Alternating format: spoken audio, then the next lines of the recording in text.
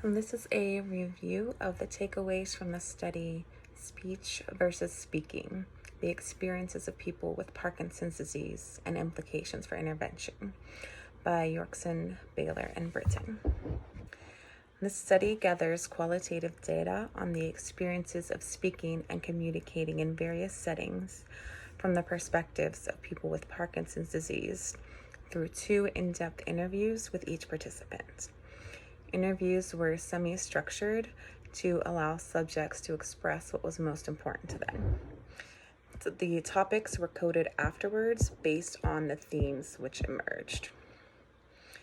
So, participants emphasized that the cognitive load of speaking with Parkinson's disease was often under-recognized in comparison to physiological difficulties.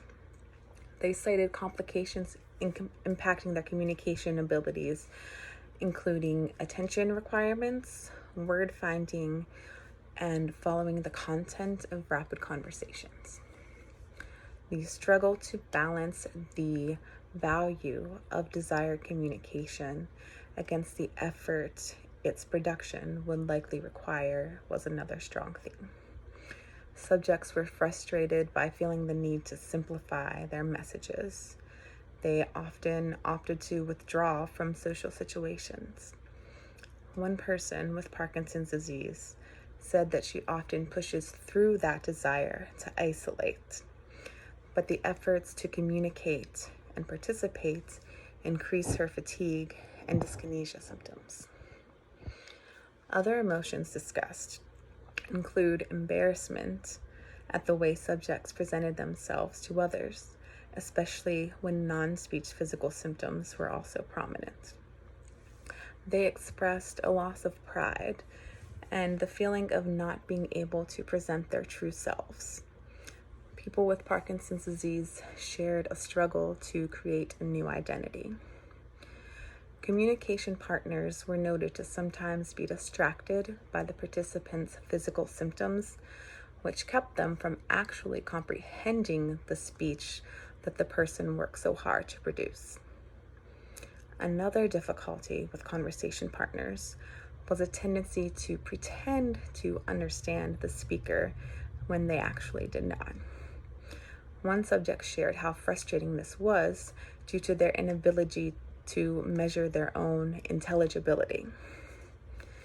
The interference of symptoms of Parkinson's disease and their unpredictable occurrence and severity often led participants to make alternative arrangements, such as seeking information in a way that did not require speech, or being hesitant to make future plans, not knowing what their ability to participate would be.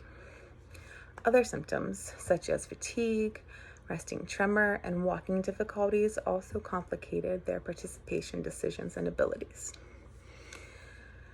While some subjects opted not to pursue speech treatment due to logistics or emphasizing other priorities in their lives, most subjects expressed an overall positive opinion of speech clinicians. They were not, however, impressed with the exercises that they were provided.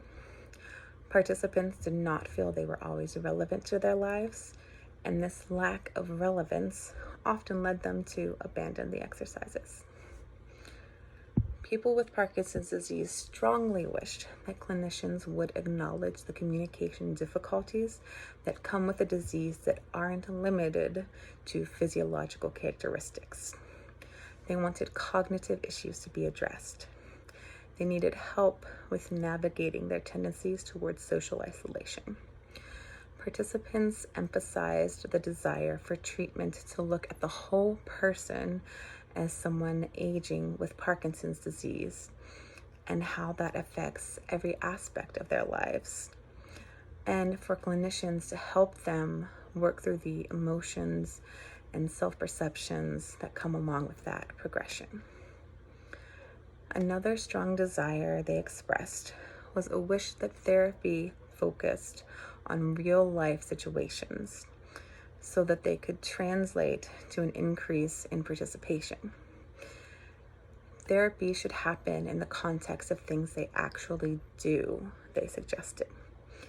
Exercises seen as irrelevant were not likely to be valued and often not continued. The responses from these subject participants provide us with a clear guide on how we can improve our treatment of and interactions with people who have Parkinson's disease, as well as their family support system and other communication partners.